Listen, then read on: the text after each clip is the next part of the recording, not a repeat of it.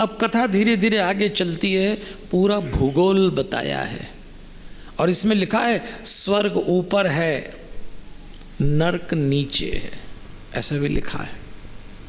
बहुत बड़ी प्यारी है। स्वर्ग ऊपर है, नरक नीचे, इसका क्या मतलब?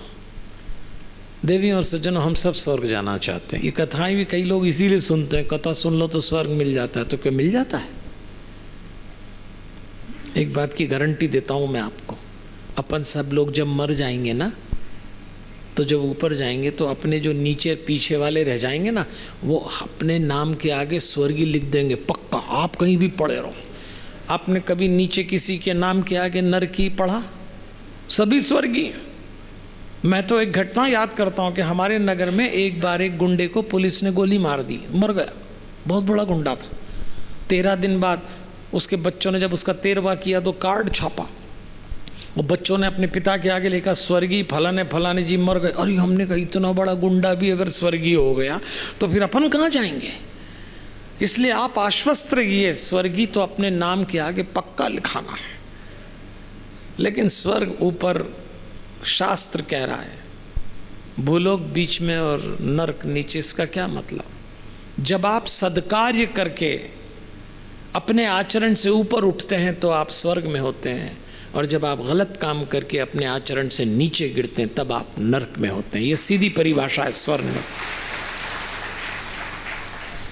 इसलिए ऐसे काम करिए कि हमेशा ऊपर उठें। फिर भुवन कोश की चर्चा आ रही है, द्वीप क्या, वर्ष क्या, नदी क्या होता है, पर्वत के बारे में बताया, उसके बाद आकाश बताया, उसके बाद समुद्र, पाताल, दिशा, नरक, ज्योति। सब लोग मुझे देखिए, इधर देखिए, मैं बताऊंगा कौन आ रहे हैं। आप बहुत प्यारे लोग, आप इतने प्यारे। इधर देखिए भाई साहब, इधर देखिए सब लोग मुझको। आज हमारे यहाँ 2 विशिष्ट अतिथि भी आने वाले हैं। सब लोग आएंगे, उनको स्थान देंगे और आयोजक लोग उनको स्थान दे देंगे। आप तो कम से कम मुझे देखो। मुझे आपसे बिल्कुल कंप्लेंट नहीं भाई। मातन हेलिया परिवार के में दिक्कत है आपके भीतर का मन, वो किक मारता, देखो देखो कौन आए, और जब तक देखोगे नहीं पचेगा नहीं। हम कह रहे हैं इधर देखो आप। अच्छा वैसे भी मुझे आप लोग दिखते तो हो नहीं।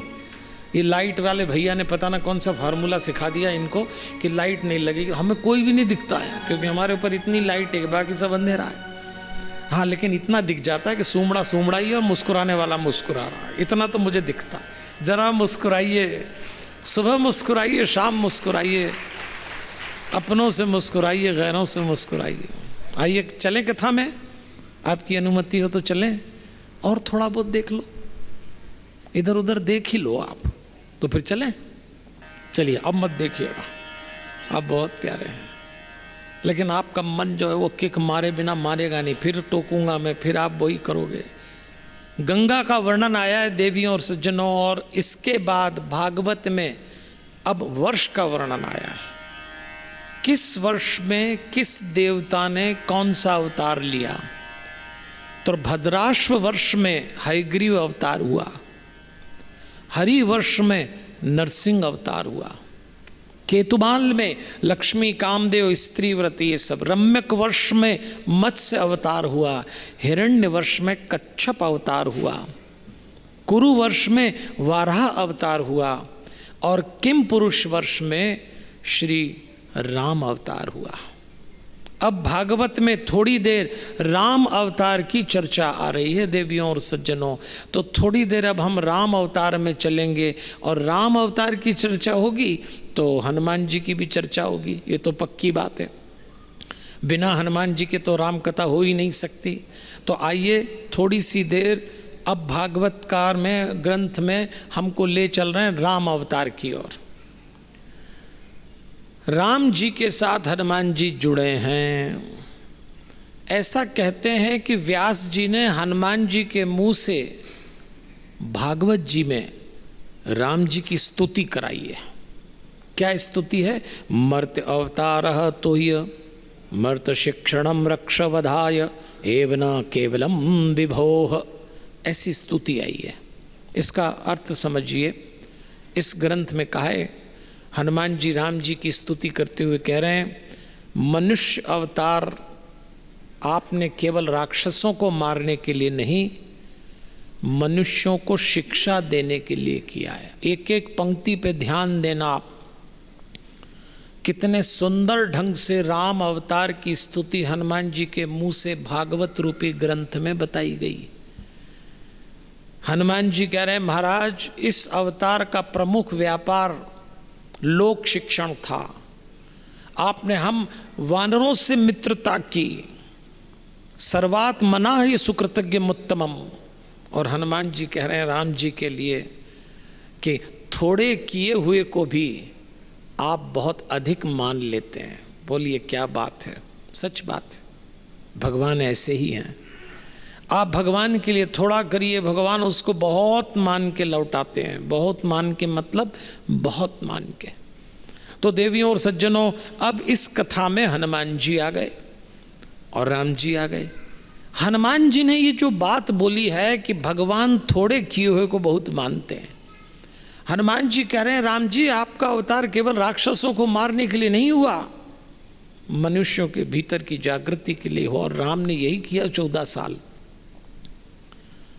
चाहते तो राम रावण को अयोध्या के राजा बन के भी मार डालते, लेकिन क्यों 14 साल नंगे पैर घूमे? क्योंकि राम चाहते थे जन जागृति हो जाए। रावण बहुत बड़ा दुर्गुण है देवियों और सज्जनों, और अगर हमारी जागृति नहीं रही तो कोई सा भी दुर्गुण हमारे ऊपर कभी भी आक्रमण कर लेगा और बचाना मुश्किल हो जाएगा। हम में से कई लोग ऐसे हैं जो दुर्गुणों के आक्रमण से घायल हैं और किसी को कह भी नहीं सकते कि ऐसा काम हमने दुर्गुणों के प्रभाव में कर लिया। इसलिए हनुमान जी ने कहा है, अब तो हनुमान जी की चर्चा आई है तो हम तो वैसे ही हनुमान जी के बहुत छोटे से भक्त हैं। हमारे तो प्राण ही हनुमान जी हैं। मैं तो हनुमान चालीसा ओढ़ता हूँ, हनुमान चालीसा बिछाता हूँ, हनुमान चालीसा खाता हूँ, हनुमान चालीसा पीता हूँ, और हनुमान जी की आज्ञा से ही हम भागवत की कथा करते हैं। तो हमारा तो जीवन हनुमान जी हैं। इसलिए मैं लोगों से कहता हूँ हनुमान जी बिल्कुल अलग हैं। अगर भागवत में व्यास जी ने हनुमान जी के मुंह से राम जी की स्तुति कराई है तो कुछ न कुछ कारण है। हर जंगल वीरान नहीं होता, हर वीरान शमशान नहीं होता, हर सुंदर भगवान नहीं होता, और हर बंदर हनुमान नहीं होता। हनुमान कुछ अलग है। हम तो एक अखबार में जीने की राह कॉलम लिखते हैं, तो मैं तो कहता ही हूँ हनुमान जी को जीवन में उतारो, पकड़ के चलो तो जीने की राह अपने आप मिल जाएगी। तो चलिए थोड़ा हनुमान जी को याद करें और कथा में आगे चलते हैं। क्या कहना चाहते हैं ग्रंथकार, आइए हमारे साथ।